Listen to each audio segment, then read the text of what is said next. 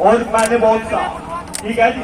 2.5 number से मैं LDC में रहा हूँ, ठीक है, पिछले साल की बात है, ठीक है जी। आप बस ये समझ जाओ कि सरकार को ये एहसास होना चाहिए कि आपकी सरकार जा सकती है, क्योंकि योगी सरकार ने वादा किया था कि हम आपको आरक्षण देंगे, तो क्यों नहीं दिया उन्होंने आरक्षण? और नहीं दिया तो ना दे, हम किसी और को सरकार बनाएंगे। बस यही मेरे विचार है जी। धन्यवाद आपका, बहुत बहुत धन्यवाद।